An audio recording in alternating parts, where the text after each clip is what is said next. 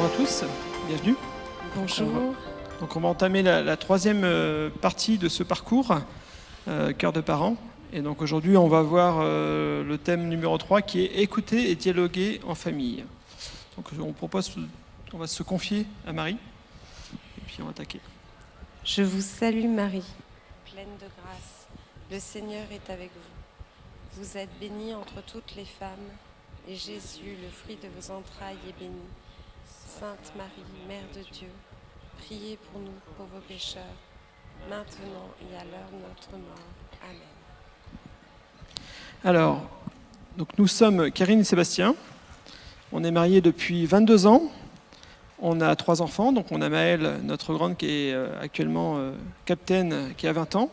On a Corentin qui a 18 ans et Marie, notre dernière, qui a 15 ans.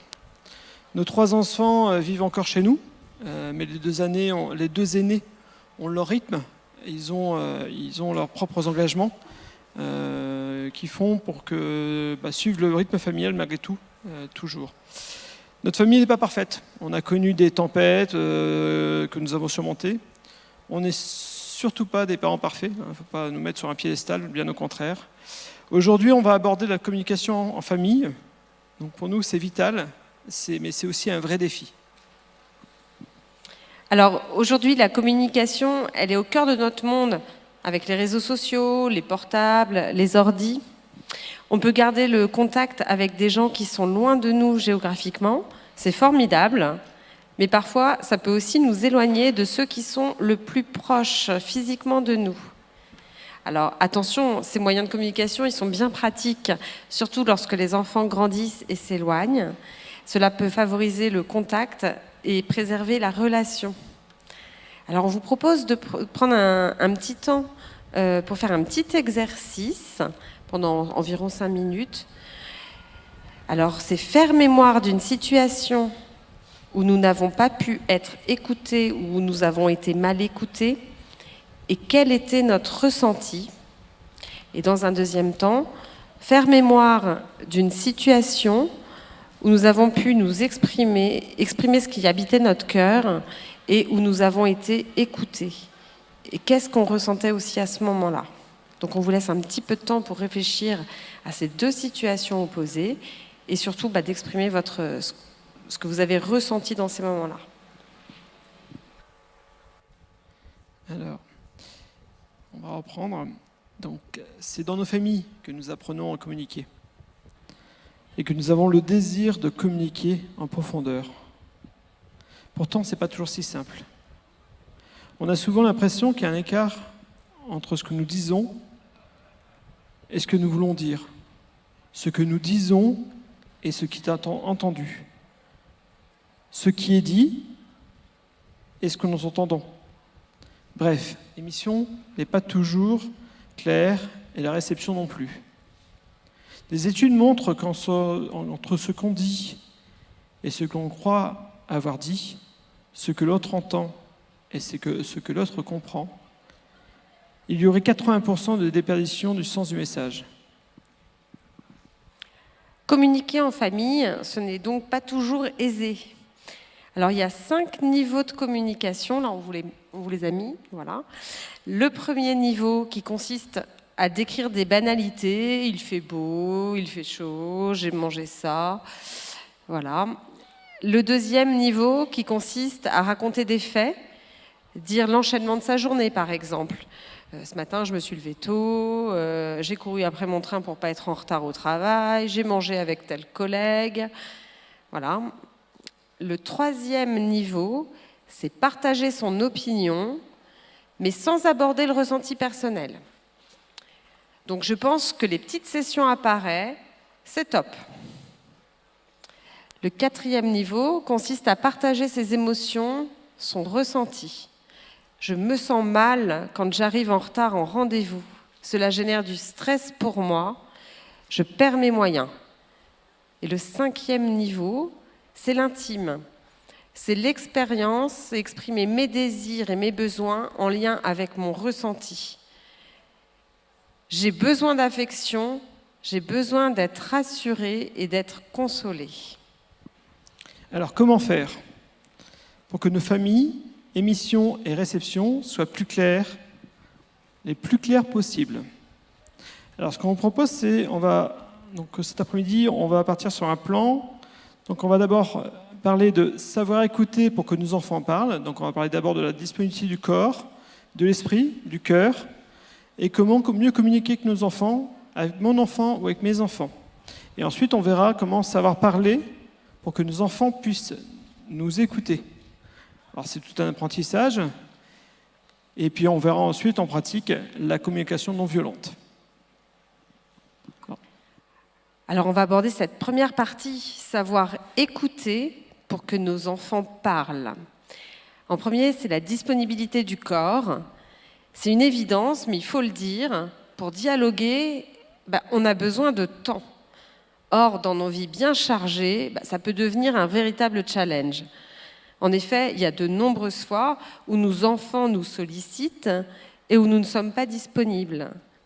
Par exemple, lorsque je rentre du travail avec mon sac à main, mon sac de travail, ma glacière pour mon repas du midi, que j'ai pas pu aller aux toilettes et que j'ai mes 3 enfants qui me sautent dessus pour me raconter des choses ou me demander des choses, je ne suis absolument pas disponible. Voilà, je leur demande d'attendre 2 minutes que je pose mes affaires, que je puisse passer aux toilettes. Et là, après, je prends du temps avec chacun d'eux. Voilà. Donc, je m'assieds avec eux, ou je reste debout, j'adopte une posture d'écoute et je veille à ce que ce soit chacun leur tour. Alors, ce n'est pas tous les jours où j'ai les 3 qui me sautent dessus, heureusement, mais quand ça arrive, voilà. Attendre pour avoir un moment d'écoute privilégié avec chacun. Il y a de nombreux moments partagés avec nos enfants, à table, lors des conduites, en promenade, où on peut profiter pour grandir dans nos niveaux de communication, en apprenant à partager à travers des questions plus personnelles. Parfois, on a besoin de programmer ces moments où nous allons échanger de manière plus qualitative. Par exemple, j'aime prendre des temps individuels avec chacun de nos enfants, des temps de qualité à travers des activités. Je vais part en rando avec l'un, boire un verre avec l'autre ou faire une course. On peut aussi prévoir des temps de qualité pour la famille, avec tous les membres de la famille réunis. Et on peut, par exemple, instituer un petit conseil de famille. Donc on choisit une thématique, temps des jeux vidéo, prochaines vacances, quoi faire en famille, quel service, voilà. Et chacun à son tour peut exprimer ses désirs, et puis on fait attention à ce que la parole ne soit pas coupée. On peut le matérialiser, ce temps de parole, par un bâton à parole, une petite clochette, n'importe quoi, pour faciliter l'échange et l'écoute. Et on peut aussi noter sur un support visible ce que chacun va apporter comme idée. Voilà. Donc chez nous, ce sont plutôt les temps de repas où nous sommes tous ensemble. Ce qui n'est pas quotidien en fait avec nos enfants qui grandissent et qui n'ont pas toujours les mêmes emplois du temps et qui sont avec leurs activités, avec les études de l'une, voilà. Mais quand on a des temps de repas ensemble, c'est un moment qu'on prend pour prendre des nouvelles de chacun et où chacun peut s'exprimer comment il se sent, voilà, pendant ces derniers temps, quels sont ses projets. C'est un temps privilégié, ce temps du repas. Si nous avons des choses particulières à voir avec l'un de nos enfants, nous prenons un temps à part, entre 4 yeux. On se met dans le canapé de notre salon et notre enfant dans le fauteuil en face. Et en fait, on lui demande en premier de s'exprimer. Et après, on lui dit ce qu'on a à voir avec lui ou avec elle. Voilà, c'est un moment aussi où on se met d'accord avec notre enfant sur ce qui doit être fait, sur ce que l'on décide ensemble. Ça peut être un moment de recadrage aussi, si on a besoin. Lorsqu'il y a une difficulté entre nos enfants, quelque chose à régler, nous procédons de la même façon, en écoutant tour à tour nos enfants, puis en parlant ensuite. La règle, elle est simple, chacun parle à son tour et les autres écoutent. Et nous, on veille à ce que personne ne coupe la parole à l'autre. L'écoute, elle passe aussi par nos gestes. L'importance de se rendre disponible en posant son téléphone et en regardant la personne. Le toucher peut être aussi une attitude d'écoute. Prendre la main. Lorsque nos enfants étaient petits, ils venaient sur nos genoux pour nous raconter ce qu'ils avaient dans le cœur. Ils avaient besoin de câlins pour être consolés. La communication passe aussi par le corps. Alors, il y a un truc qui est bien aussi, alors c'est vrai que nous, les enfants commencent à grandir, donc ça nous permet de le faire régulièrement maintenant. C'est quand l'un des deux sur trois qui ne sont pas là, en fait, justement de proposer à celui qui reste, on lui choisit le resto ou le type de plat qui lui plairait, et on se prend un temps vraiment individuel et on l'emmène manger ou prendre un verre en ville ou un truc comme ça, de façon à ce que ce soit un temps vraiment dédié pour lui et de façon à ce que, pour le coup, on soit disponible pour l'écouter, pour prendre du temps avec lui. Alors, maintenant, on va voir la disponibilité du cœur, de l'esprit. Il n'y a plus. Si. Disponibilité de l'esprit. Écouter signifie faire de la place à l'autre pour pleinement comprendre ce qu'il a à nous dire. Or, souvent, nous écoutons plutôt pour répondre que pour comprendre. Notre intelligence et notre mémoire se mettent vite en marche et nous pouvons vite tomber dans les pièges. Poser un jugement. C'est nul, c'est bien, à mon avis, avec le risque que la personne ne se sente pas écoutée, pas comprise. Ce dont elle a juste besoin, réellement. Interpréter en fonction de son expérience, en fonction de son vécu. Si tu dis ça, c'est parce que, avec le risque en fait d'enfermer dans un schéma et de plaquer son histoire sur ce que l'autre vit ou ressent. Voilà. Donc là, c'est important de vraiment notre esprit soit totalement disponible et non pas en train d'essayer de reporter en fait notre vécu sur l'enfant qu'on écoute. Enquêter. Pourquoi, comment, quand, avec le risque d'être indiscret. Il s'agit aussi de se concentrer sur ce que l'autre dit en cherchant uniquement la compréhension. Avec nos enfants, lorsque nous sommes en bon état d'écoute et que nous prenons des moments consacrés au dialogue, nous utilisons la reformulation pour vérifier que nous avons bien compris. Nous leur demandons aussi quels sont leurs sentiments, leurs émotions, ce qu'ils ressentent. Une autre difficulté peut surgir quand nous sommes assaillis par des émotions comme la colère. Nous n'hésitons pas à expliquer à nos enfants ce que nous ressentons. Et cela depuis qu'ils sont tout petits. Les enfants très jeunes de leurs parents, les émotions sont perçues par les enfants. C'est des véritables éponges. Ils ne savent pas toujours identifier quand ils sont petits. Et justement, il est bon de leur exprimer ce qu'on ressent.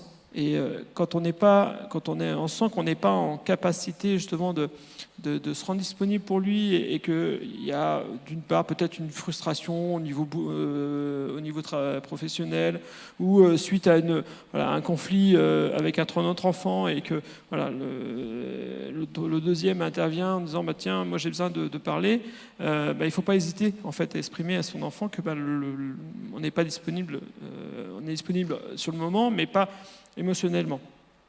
Voilà. Et c'est important d'être vrai avec eux parce que ça les rassure. Ensuite, la disponibilité du cœur.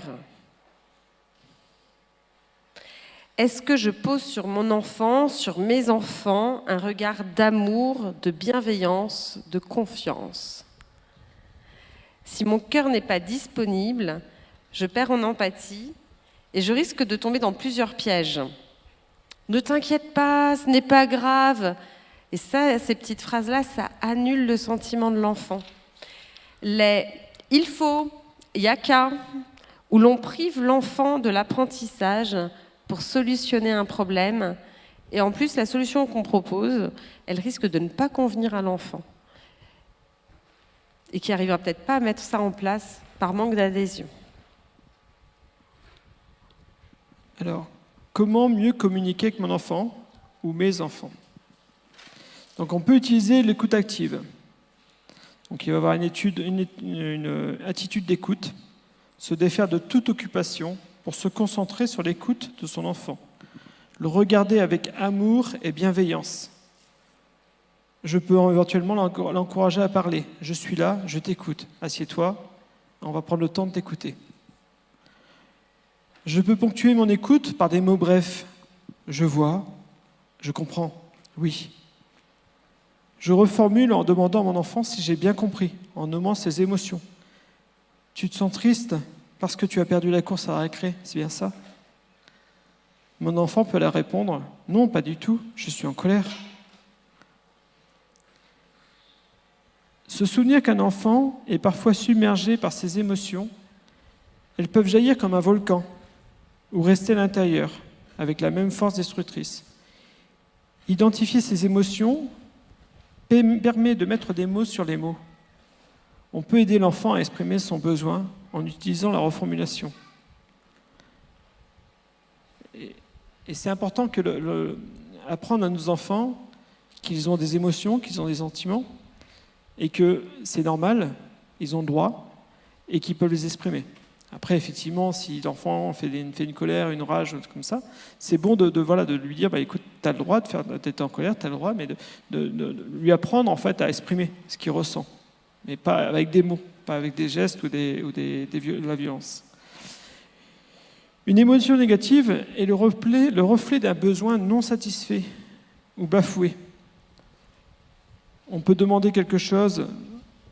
Est-ce que quelque chose pourrait t'aider? De quoi as-tu besoin? Que dirais-tu d'eux? On peut aussi utiliser l'imaginaire pour répondre à ses désirs.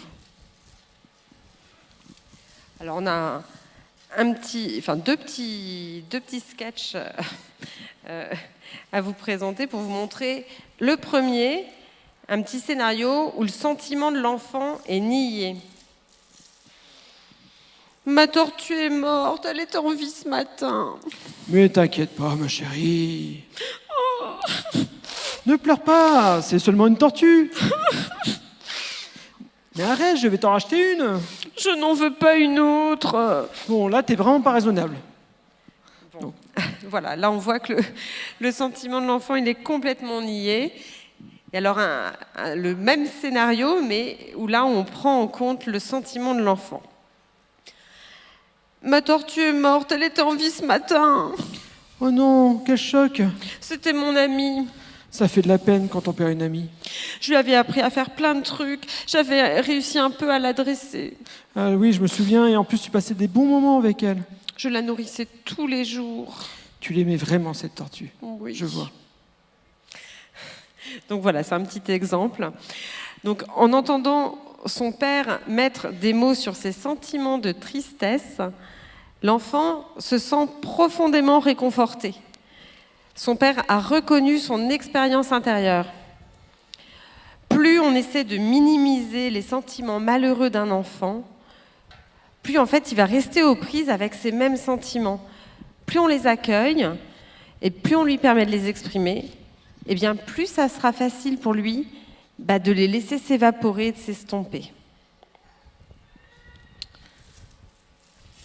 Alors, maintenant, on va passer sur savoir parler pour que nos enfants écoutent. Alors, c'est tout un apprentissage. On peut utiliser des outils tels que le CNV, communication non violente, apprendre à choisir ses mots, la façon dont je m'adresse à l'autre, à dire les choses. Il faut éviter les injonctions « tu es un menteur », mais plutôt dire « j'aimerais savoir la vérité ». Il est important de faire attention à notre ton, au ton employé. Un ton d'agacement peut changer totalement l'échange et la discussion et le comportement de l'enfant. Alors, en pratique, la communication non violente. En quelques mots, voilà 4 étapes pour dire quelque chose à son enfant en mode communication non violente. En premier, j'observe la situation. En deuxième, je prends en compte les sentiments qu'éveille en moi cette situation. En troisième, je regarde quels sont mes besoins qui sont liés à ces sentiments. Et en quatrième, je regarde ce que je pourrais concrètement demander à mon enfant. Alors on a deux petits exemples, un exemple avec un enfant et puis après un exemple avec un adolescent. Un premier exemple, les caplas sont par terre sur le tapis de la chambre. Ça c'est l'observation.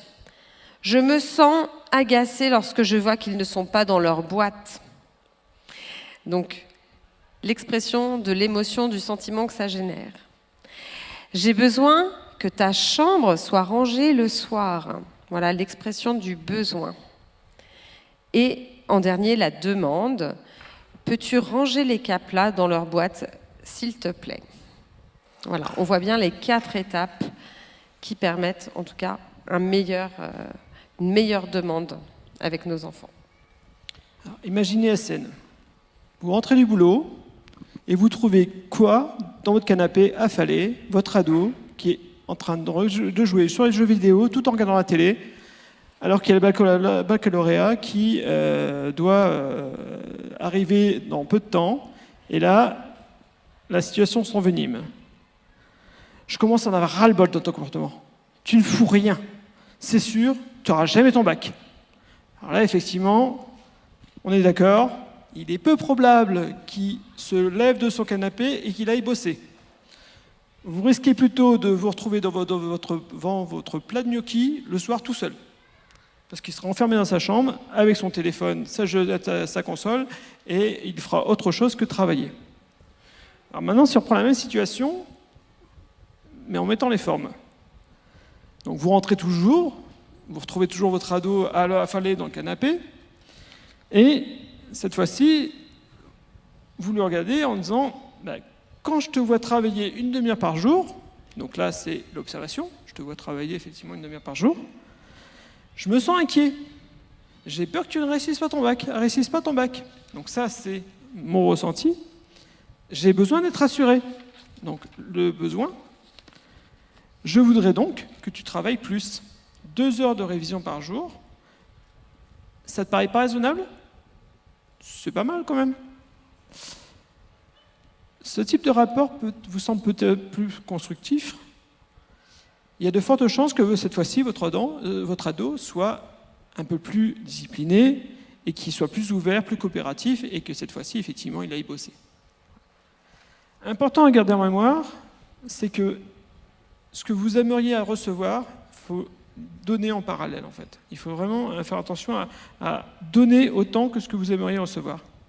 Et essayer de mettre toute notre énergie pour favoriser le dialogue, et pas non plus y aller en frontal, parce que en fait, le y aller en frontal, ça fait qu'on est face à un enfant qui va se fermer et qui va surtout pas être dans l'attention et l'écoute. Alors, ce qu'on peut vous proposer maintenant, c'est de réfléchir, de faire un petit exercice, parce qu'on a le temps, c'est bien, de réfléchir à une demande que vous aimeriez faire à l'un de vos enfants et d'essayer de suivre du coup cette méthode de communication non violente pour lui effectuer cette demande. Donc on vous laisse un petit peu de temps avant de conclure, voilà, si ça vous dit. Alors pour conclure, le dialogue est tout un art que souvent nous apprenons en fait en même temps que nos enfants. Alors ne nous décourageons pas. L'important est d'avancer petit pas par petit pas. Et devant en fait nos inévitables maladresses, n'hésitons pas à demander pardon à nos enfants. Cela fera et même beaucoup grandir nos relations. C'est très très important de demander pardon à nos enfants quand on s'est trompé, quand on n'a pas pris le temps de l'écoute, quand nos mots ont dépassé un peu notre pensée. Nos enfants sont sensibles à ça et ça leur apprend aussi à eux demander pardon en retour aussi. Alors pour finir, on peut observer comment Jésus s'adresse à l'aveugle Bartimée dans l'évangile de Marc. Que veux-tu que je fasse pour toi? Dans cette petite phrase, on voit toute la délicatesse et l'écoute. un respect profond du libre arbitre de Bartimée. Jésus ne s'impose pas. Il laisse l'aveugle exprimer son besoin. Voilà. Alors, si vous avez là, on a un tout petit peu de temps, donc s'il y a des petites questions, on peut faire un petit temps d'échange s'il y a des questions, sinon, voilà.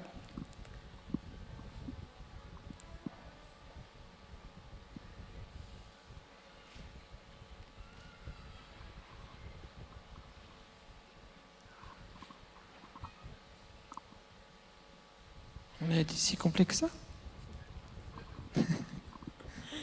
Oui.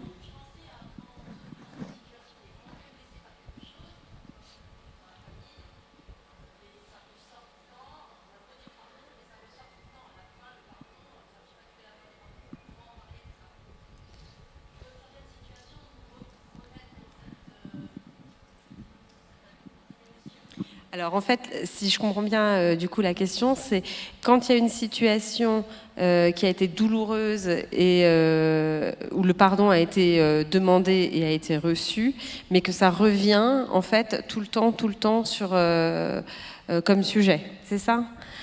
Voilà.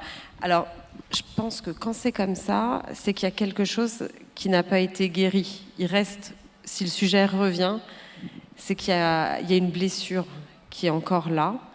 Et c'est peut-être l'occasion de prendre un temps d'échange sur le sujet en disant, voilà, j'écoute, on s'est demandé pardon, je pensais que c'était réglé, mais ça ressort tout le temps. Alors, eh bien, on va se trouver un moment et on va se poser, puis on va s'en parler. Ça peut être un petit truc peut-être pour... et puis comprendre que parfois, il y a des choses qui mettent du temps à guérir et que du coup, ça revient, et faut redemander pardon ou repardonner aussi. Il y a des pardons qui se donnent dans des situations très douloureuses, qui se demandent plusieurs fois et qui peuvent se donner aussi plusieurs fois. Voilà, c'est ce que j'aurais à répondre. Et après, effectivement, si c'est avec un enfant, on pourrait donner ce temps avec cet enfant. Si c'est au niveau familial, et c'est avec plusieurs enfants et que c'est au niveau familial, il ne faut pas hésiter à faire intervenir un tiers, que ce soit un très bon ami ou un thérapeute ou quelqu'un comme ça, qui aura un regard extérieur et qui pourra peut-être alimenter l'échange et peut-être avoir un regard différent plutôt qu'un regard de quelqu'un qui est impliqué dans l'affaire et qui aura son propre ressenti et ses propres émotions. Une autre question ?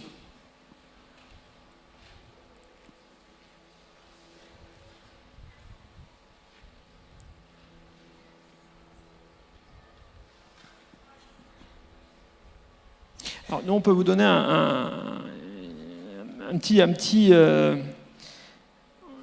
une chose qu'on s'est aperçue récemment, c'est que quand on a expliqué à nos enfants qu'on allait faire ce topo sur le dialogue en famille, il y a notre fils qui nous a dit « Ah, mais moi, je veux bien que vous êtes là parce que je voudrais intervenir pour leur dire vraiment ce que moi, je vis, comment je le vis. Parce que pour moi, il y a encore beaucoup de boulot. » Ça vous rassure. Mais inversement, hier matin, on a notre fille qui est capitaine, qui a 20 ans, et qui, au réveil, on la croise, elle part tôt, elle rentre tard, parce qu'il faut qu'elle soit avant les jeunes, et puis souvent, les capitaines, ils ont une deuxième soirée, et donc on la voit très peu, on la croise comme ça en coup de vent, et hier matin, on la croise, et elle nous dit « Papa, maman, hier soir, j'ai eu un échange avec un autre capitaine, je pense que j'ai compris des choses me concernant, il faut que je vous parle. » Alors moi, me dire ça le matin et me laisser comme ça avec le reste de la journée, bon, mais... Et Karine me dit, je déteste les scuds comme ça envoyés au petit réveil. Parce qu'on ne sait pas ce qu'il y a derrière. Donc on ne sait pas ce qui se passait.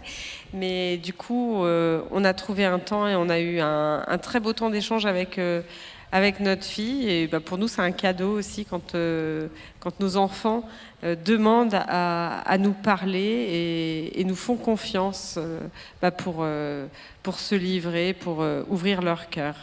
Et juste pour, comme quoi les enfants ont fait attention à ce qu'on leur dit et comment on se comporte, c'est que justement quand elle est arrivée hier après-midi et qu'on a pris ce temps avec elle, elle a commencé, on s'est assise et puis la première chose qu'elle nous a dit, vous n'allez pas aimer ce que je vais vous dire. En fait, tout de suite, elle a plaqué sur nous, comme quoi on allait la juger, en fait, qu'on allait. Et puis au final, elle s'est rendue compte qu'après coup, elle a envoyé un texto à sa maman. Que finalement, pas du tout. Alors, je vais essayer du coup de reformuler un petit peu tout. Donc, quand dans la famille, la communication, c'est quelque chose de très important.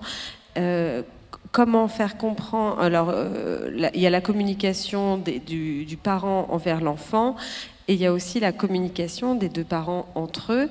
Et parfois, l'un des membres du couple n'a pas la même sensibilité ou la même conscience de l'importance de cette communication en famille, donc déjà en couple et avec l'enfant. Et du coup, comment fait-on ? Alors, comment fait-on ? Je n'ai pas de recette miracle, mais notamment venir à ce genre de petits enseignements, ça permet aussi d'ouvrir les cœurs. C'est vrai qu'on a tous des sensibilités différentes, on a tous aussi des manières de communiquer différentes. Pour certains, le verbal va être très important, et pour d'autres, ça va être l'action. Donc on a aussi parfois des modes de communication qui peuvent être différents. Ensuite, c'est aussi le dialogue dans ces cas-là, dans le couple aussi qui permet. On peut utiliser cette petite méthode juste avec l'observation. Voilà. J'observe que tu parles pas beaucoup avec... Un exemple, c'est peut-être pas le bon, mais j'observe. Ça fait longtemps que je ne t'ai pas vu parler à notre enfant. Bon, c'est de l'observation, voilà. Ce que, du coup, il n'y a plus le machin. Ensuite, moi, ce que je ressens, je me sens triste. J'aimerais te voir plus parler avec mon enfant. J'ai besoin que tu prennes du temps de qualité avec pour discuter avec de tels sujets ou de tel autre. Ma demande, est-ce que tu pourrais prévoir un petit temps avec tel enfant, pour lui parler de tel sujet ? Ça peut être aussi un exemple d'utiliser envers son conjoint, en utilisant la communication non violente, pour lui faire part de ce qu'on ressent et comment on voit les choses. Ça peut être une idée. Voilà. Oui, et puis effectivement, instaurer des temps avec l'un, avec l'autre, et les instaurer en fait chacun individuellement. C'est-à-dire que vous décidez en couple de dire tiens, moi tel jour, tel machin, je prévois d'aller avec tel enfant, et toi, faut que tu prévois aussi. Donc ça permet de l'initier sans l'imposer, mais de façon à ce qu'il soit présent. Ce qui est important aussi, c'est de faire attention. Je sais que les enfants jouent beaucoup à ça. C'est de dire papa il a dit ça, donc tu dois dire la même chose. Donc en fait on essaie en tout cas quand là, un enfant vient vers moi ou vers Karine en disant papa il a dit oui, en fait je revalide derrière comme quoi la réponse est la même, qu'on soit bien cohérent, surtout si ça paraît incohérent en plus. Moi ce que je fais souvent c'est quand un de mes enfants nous demande quelque chose, c'est je ne sais pas, demande aussi à papa. Voilà. Mais voilà, et puis les temps, on parlait tout à l'heure des temps, on appelle ça conseils de famille, mais qui ne sont pas vraiment des conseils de famille. Les temps où on prend un enfant individuellement, on essaye de le faire à deux. Comme ça, en plus, pour le coup, ça oblige les deux à participer et à communiquer avec l'enfant, en fait. C'est une des pistes qu'on peut proposer. Après, on n'a pas de solution miracle. Ce qui est important aussi, c'est peut-être, justement, par ce biais-là, c'est de peut-être, mais bon, là, on sort un peu du cadre, c'est de peut-être penser à prévoir des temps de qualité, des temps d'échange en couple, où vous pouvez aborder ces sujets, en fait. Et ça, c'est hyper important, c'est d'avoir les temps en couple sont primordiaux pour la vie du couple, en fait. Voilà. Une dernière question. Va falloir si on a encore une dernière question, s'il y a besoin. Une toute petite dernière, s'il y en a une, sinon on va s'arrêter là. Non ? Eh bien, merci pour votre écoute.